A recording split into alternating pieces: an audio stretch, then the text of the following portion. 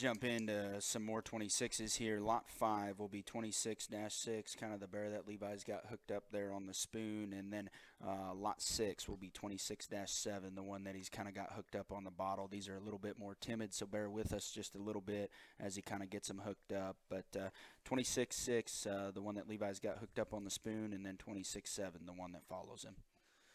Yeah, dash 6 would be the littler guy here that Levi's got following him around, and it's certainly a big-legged hog when you get him down at the surface. I mean, square-made and big-footed. Got a neat look out through his front end. I mean, he's got some flesh to put on and some maturing to do, kind of in the right things there up in his top line. But I think a hog that certainly has a chance to be a show pig here one of these days when he decides he wants to follow the spoon or the bottle. The dash 7, I believe, is the bigger hog here. Probably as similar to the gilts in this litter as anything we've seen in the Yorkshire males in terms of probably more similar to dash 1 in terms of frame size. I think just looks like a hog that can be a heavyweight Yorkshire barrow.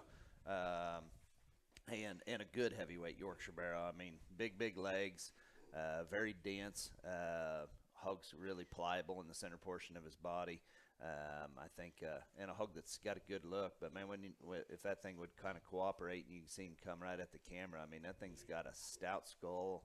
I mean, everything about that thing reads stout. Just looks like a good feeding kind of a Yorkshire barrow that will probably respond to whatever you ask him to do. Yeah, I mean, this particular pair, and Levi maybe get this dash 7 hooked up. Again, a little bit more timid, but they're finally both going.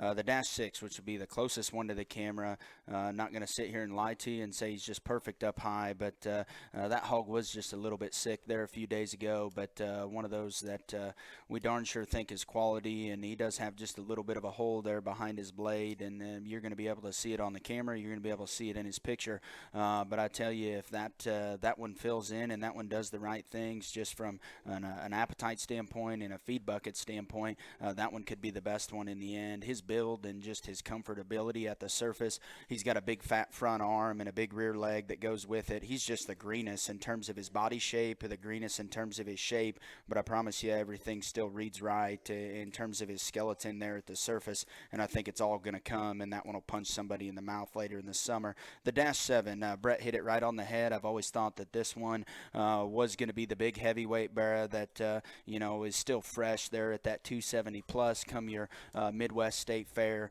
I think he reads a lot like the 5 hog in terms of his balance and build, but for me this is the hog as he starts to pull here, super square from behind. He's got big legs, and I think still his proportions from the side are very good. He doesn't really want to show them off here today. He wants to sit as close to the camera as he wants, but I think this dash 6, dash 7, very good. The dash 6 needs a little bit of time. The dash 7, you take him home, you put him on feed. He's going to do all the right things for you.